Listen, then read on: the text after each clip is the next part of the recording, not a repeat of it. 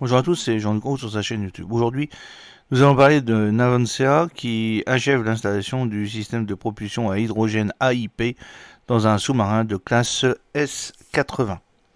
Le chantier naval Navantia de Carthagène a terminé l'installation du système de propulsion à hydrogène AIP, Air Independent Propulsion System, dans un sous-marin de la classe S80.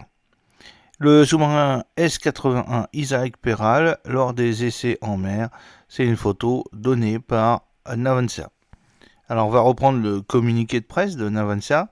Il s'agit donc du premier AIP de troisième génération installé dans un sous-marin. L'événement a été marqué par la présence du directeur national de l'armement espagnol, l'amiral Aniceto Rosique Nieto. Cette réalisation est une étape fondamentale du programme S-80, sans précédent dans l'histoire de la construction navale en Espagne. Cette technologie permettra aux sous-marins de la marine espagnole de rester immergés pendant de longues périodes contre quelques heures, quelques jours pour les sous-marins diesel électriques conventionnels. Ce développement, qui représente un défi de haut niveau pour l'industrie nationale, permet à Navantia d'offrir des capacités uniques dans des appels d'offres internationaux de construction de sous-marins.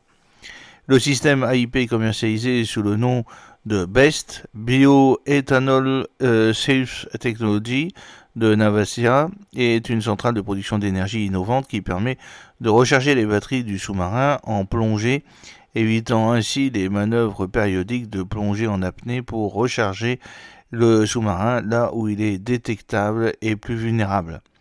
Cette centrale est basée sur un processus de reformatage du bioéthanol, un carburant renouvelable, obtenu à partir de matières premières organiques, pour produire un flux riche en hydrogène qui est alimenté avec de l'oxygène pur à une pile à combustible pour générer de l'énergie électrique de manière furtive.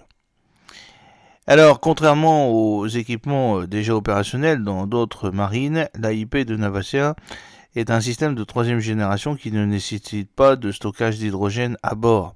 Au contraire, le système le génère à la demande, offrant un avantage tactique et de sécurité, augmentant l'autonomie stratégique et la capacité de dissuasion.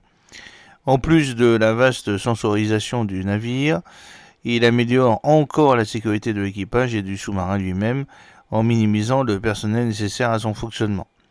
Les participants à l'événement ont eu l'occasion de visiter la section 3 du sous-marin S-83 Cosme Cartia, qui abrite les équipements AIP installés, les réservoirs d'oxygène et liquide et de bioéthanol, ainsi que les systèmes auxiliaires nécessaires à son fonctionnement, en observant le travail exigeant et les procédures de sécurité mises en œuvre dans la construction du sous-marin. J'espère que cette petite vidéo vous a plu. N'oubliez pas de cliquer sur le pouce pour la promouvoir, de vous abonner si ce n'est pas encore fait et de partager cette vidéo sur vos réseaux sociaux. A très bientôt. Fidèlement, Jean-Luc Haut.